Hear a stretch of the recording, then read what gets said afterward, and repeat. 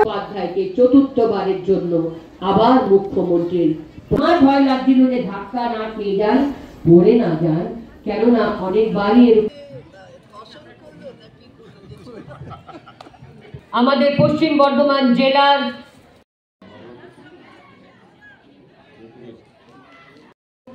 অসীমাকে তাকে আমি জানাই অনেক আশীর্বাদ। বর্ধমানের মহিলা শক্তিকে শক্তিশালী করেছেন, তার জন্য তাকে জানাই আমার অন্তরের অনেক। এখানে বক্তব্য অনেক বক্তা আছেন।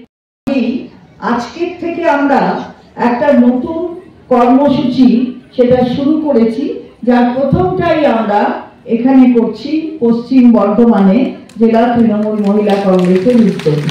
আপনারা দেখছেন যে এই কর্মসূচির নাম হচ্ছে মহিলাদের শক্তির মূল, দিদির তৈরি তৃণমূল।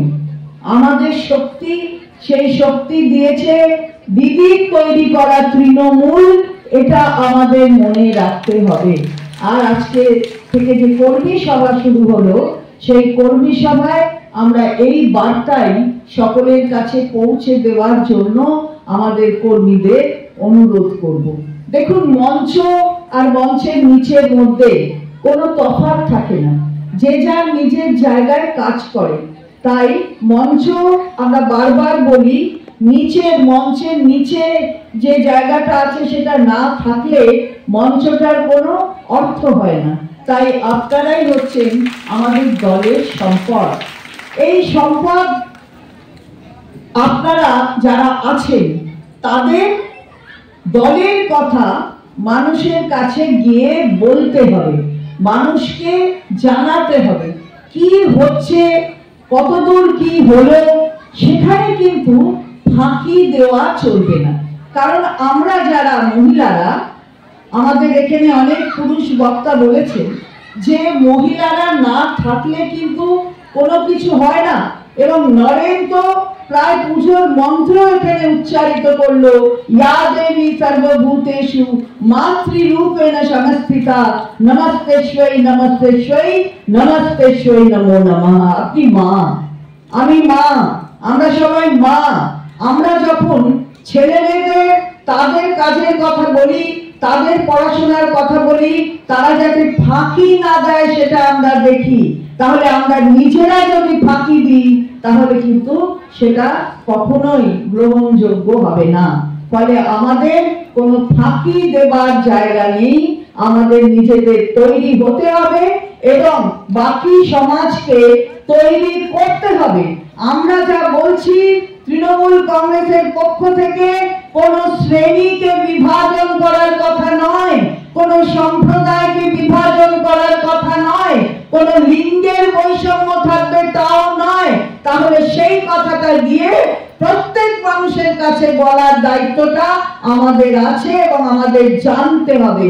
অজ্ঞতা কিন্তু ভীষণ একটা অপরাধ। অজ্ঞতা নয়, অন্ধকারে আচ্ছন্ন নয়, আলোকে উজ্জ্বল করতে হবে আমাদের এই বাংলাকে। তাই আমাদের জানতে হবে রাজনৈতিক প্রেক্ষাপট আগে কি ছিল, এখন কি আছে, আগামী দিনে আমরা কি করতে চাই। এটা সবটা জানলে নিজে তবে গিয়ে বলতে পারা যাবে মানুষের কাছে। প্রথমেই হলো যে আজকে যেটা মূল রাজনৈতিক যে দ্বন্দ্ব চলছে সেটা হলো ভাষা নিয়ে। ভাষা, বাংলার ভাষা, সেই ভাষাকে অপমান করা হচ্ছে। অর্থাৎ বাংলায় যারা কথা বলে তাদের বিতাড়িত করে দেওয়া হচ্ছে অন্যান্য প্রদেশ থেকে। এখানেও অনেক বক্তা বলেছেন যে এখানেও অনেক ভাষাভাষী মানুষ এখানে রয়েছেন। আমরা কখনো কোনো ভাষাকে অসম্মান করি না, এটা আমাদের শিক্ষা নয়। আমরা সব ভাষাকে সম্মান করি। আমরা তো দেশের নাগরিক, আমরা সব ভাষাকে সম্মান করি এবং আমাদের দেশের যত বৈচিত্র্য, সেই বৈচিত্র্যের মধ্যেই ঐক্য আছে। এটাই তো আমাদের আসল মন্ত্র। সেই মন্ত্রটা আমরা নিজেরা অনুধাবন করব এবং মানুষের কাছে পৌঁছে দেব। বর্ধমানের মতো প্রত্যন্ত জেলা, ছোট জেলাকে তিনি যখনই আমরা ডাকি বারে বারে ছুটে আসেন এবং তার লড়াইয়ের কথা, তার বক্তব্য আমাদেরকে অনুপ্রাণিত করে। মঞ্চে আমাদের পশ্চিম অভিজিৎ ঘটক বলছিল যে পশ্চিম বর্ধমান জেলা শুধু নয়, সারা বাংলায় লড়াইয়ের মুখ হল মহিলা। কারণ আমাদের যিনি নেত্রী তিনি মমতা বন্দ্যোপাধ্যায়, তার লড়াইয়ের কথা তিনি এখন জীবন্ত কিংবদন্তি, তার লড়াইয়ের কথা এখন ইতিহাস। তাই আমরা জানি যে যখনই লড়াই হয়, যখনই দলের কোনো প্রয়োজন হয়, মায়েরা কিন্তু বুক চিতিয়ে দাঁড়ান। তাই প্রথমেই পশ্চিম বর্ধমান জেলার যে সমস্ত মহিলারা আজকের এই সভায় এসেছেন প্রত্যেককে এই বলে সম্বোধিত করি, ইয়া দেবী সর্বভূতেষু মাতৃরূপেণ সংস্থিতা নমস্তস্যৈ নমস্তস্যৈ নমস্তস্যৈ নমো নমঃ। আপনাদের হাত ধরে বাংলার লড়াই, আপনাদের হাত ধরে পশ্চিম বর্ধমান জেলার লড়াই চলছে। আমরা দেখেছি যে যখনই প্রয়োজন হয় গ্রাম পঞ্চায়েত, পঞ্চায়েত সমিতি এবং জেলা পরিষদে, আমি চন্দ্রমাদিকে বলবো যে আমরা খুব গর্বিত আমাদের মহিলা নেত্রীদের নিয়ে। আমি পুরুষ হলে বলছি না, কিন্তু যেখানে মহিলা প্রধান সেখানে কিন্তু ভালো কাজ হচ্ছে। আমি দেখেছি মহিলা কাউন্সিলররা কিন্তু ভালো কাজ করছে। আমি দেখেছি মহিলা জেলা পরিষদের সদস্যরাও খুব ভালো কাজ করছে। আসানসোল এবং দুর্গাপুরের অনেক মহিলা কাউন্সিলর আসেননি, এক্স কাউন্সিলররা, তবে আসানসোলের মহিলা কাউন্সিলর এসেছেন, তাদের প্রত্যেককে ধন্যবাদ জানাবো। তবে একটা জিনিস আপনাদেরকে বলবো যে দিদি এর আগের বার এসেছিলেন দুর্গাপুরে, তখন আপনাদের টাস্ক দিয়েছিলেন একটা, সেটা হলো দিদি একটা লিফলেট বার করেছিলেন, সেই লিফলেটটা প্রত্যেক বাড়িতে বাড়িতে পৌঁছে দিতে হবে, ঠিক তো? কিন্তু আমি বলি যে এটা কিন্তু এখনো পর্যন্ত ফাইনাল হয়নি, মানে আপনারা প্রতিটা বাড়িতে পৌঁছাতে পারেননি।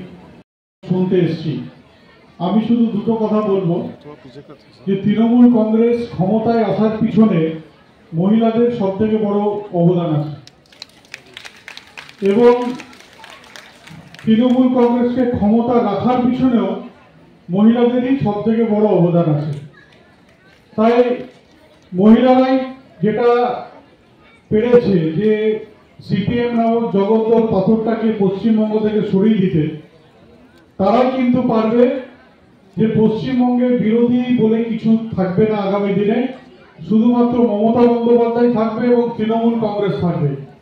এই বিষয়টাকে আপনারাই করতে পারবেন, কারণ আমরা দেখেছি যে সিপিএম এর যে অত্যাচার, যখন বুথ দখল হতো তখন কিন্তু সেই বুথগুলোকে আগলে রাখার জন্য মহিলারাই প্রথমে এগিয়ে আসছেন, সামনে দাঁড়িয়ে তারা সেই সব হারমাতদের প্রতিহত করতেন।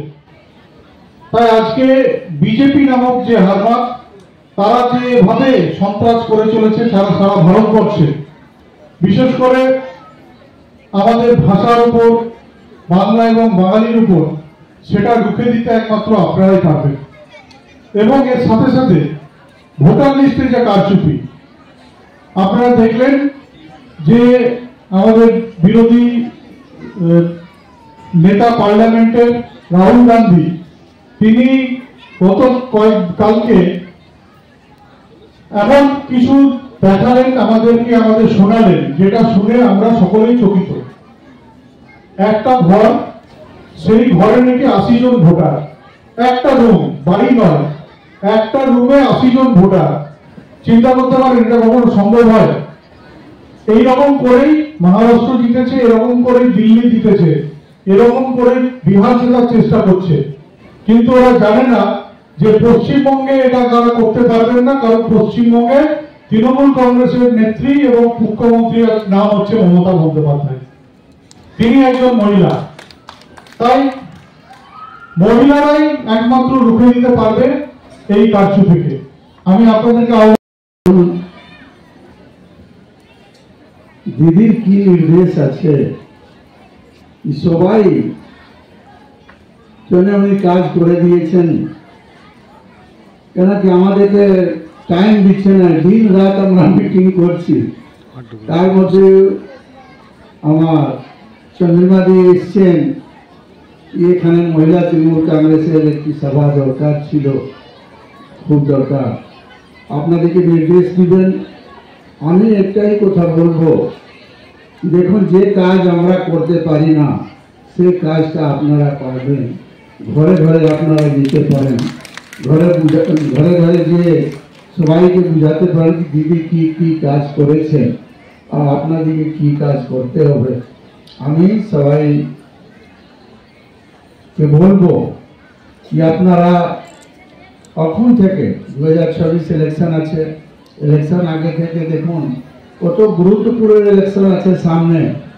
দিদি 8 মাস আগেই আমাদেরকে বলে দিয়েছেন কি প্রত্যেক দিন মিটিং করো, সবাই কাছে যাও, কি কি কাজ হয়েছে না হয়েছে সবাই বলেছেন। আমি ज़्यादा समय লিব না, আমি অসীমা দিকে ধন্যবাদ দিব যে আপনি এত সুন্দর একটি প্রোগ্রাম করেছেন। চন্দ্রবাদী এসছেন, চন্দ্রবাদী বক্তব্যটা আমরা শুনব। ধন্যবাদ। বন্দে মাতরম। মমতা ব্যানার্জি जिंदाबाद। अभिषेक बनर्जी।